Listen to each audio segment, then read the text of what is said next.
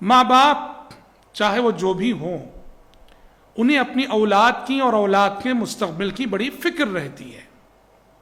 ماں باپ کی خواہش ہوتی ہے، تڑپ ہوتی ہے کہ ان کی اولاد کا مستقبل روشن ہو، ان کی اولاد ان کے بعد اچھی زندگی گزارے، خوشحال زندگی گزارے، ان کی اولاد کو ان کے بعد کسی کے سامنے ہاتھ پھیلانا نہ پڑے. ہر ماں باپ کی یہ خواہش ہوتی ہے، ارمان ہوتی ہے، سوچ ہوتی ہے، بلکہ تڑپ ہوتی ہے. اسی لیے بہت سارے ماں باپ ایسے ہوتے ہیں کہ وہ کوشش کرتے ہیں کہ اپنی ہی زندگی میں اتنا کما جائیں، اتنی محنت کر جائیں اور اتنا بینک بیلنس چھوڑ جائیں کہ ان کے بعد ان کی اولاد آرام سے جی سکے. لیکن یاد رہے کہ اگر آپ اپنی اولاد کا مستقبل روشن کرنا چاہتے ہیں تو اس کا سب سے بڑا ذریعہ ہے جسے عام طور پہ لوگ بھول جاتے ہیں اور جس پر توجہ بہت کم جاتی ہے، وہ یہ ہے کہ اگر ہم چاہتے ہیں کہ ہماری اولاد ہمارے بعد عزت والی زندگی گزارے، خوشکن زندگی گزارے، اطمینان والی زندگی گزارے، کسی کی مجبور نہ بنے، اس کا سب سے بڑا ذریعہ یہ ہے کہ ہم خود اپنی زندگی میں نیک بنیں، ماں باپ نیک بنیں، کسی کے حق میں کوتاہی نہ کریں، کسی پہ ظلم نہ کریں، کسی پہ زیادتی نہ کریں.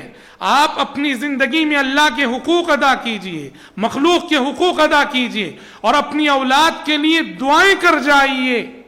اس کے بعد اطمینان سے مریے، بھلے سے ایک پائی آپ نے اولاد کے لیے نہ چھوڑی ہو.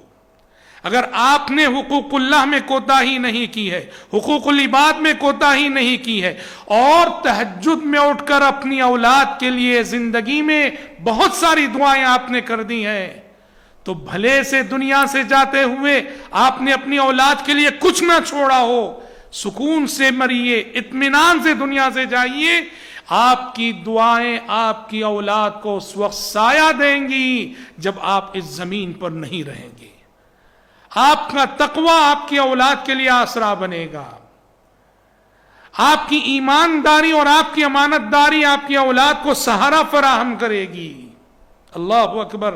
حضرت موسیٰ علیہ السلام اور خضر علیہ السلام کے واقعے میں ایک بہت بڑا سبق یہ بھی، دونوں کا گزر بخیلوں کی ایک ایسی بستی پر سے ہوا جہاں ایک دیوار گر رہی تھی.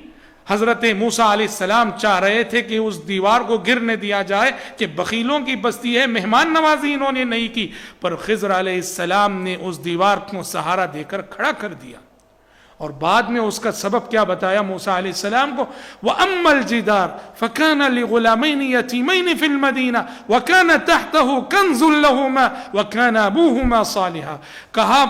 کہا رہی بات دیوار کی، میں نے گرتی دیوار اس لیے کھڑی کر دی کہ وہ دیوار دو یتیم بچوں کے گھر کی دیوار تھی اور اس دیوار کے نیچے ان دو یتیم بچوں کا خزانہ چھپا ہوا ہے اور ان دونوں کا باپ جو وفات پا چکا ہے اپنی زندگی میں بڑا نیک، صالح اور متقی تھا. دیکھ رہے ہیں آپ، باپ کے تقوی کی وجہ سے اللہ نے ان کے مال کی حفاظت کر لی، باپ کی صالحیت اور اس کے نیک ہونے کے سبب اللہ رب العالمین نے ان بچوں کے خزانے کی حفاظت کر لی.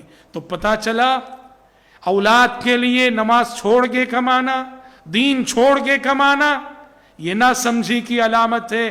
اولاد کا مستقبل روشن کرنا چاہتے ہو تو ماں باپ خود پہلے دین کی پابندی کریں، دین پر چلیں.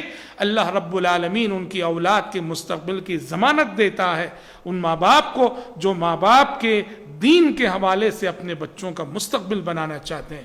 دعا ہے رب العالمین سے کہ رب العالمین مجھ کہنے والے کو، آپ سبھی سننے والوں کو قرآن مجید کی اس عظیم تعلیم اور اس عظیم نصیحت پر بحیثیت والدین اور بحیثیت سرپرست عمل کرنے کی اور اپنانے کی توفیق عطا فرمائے. آمین.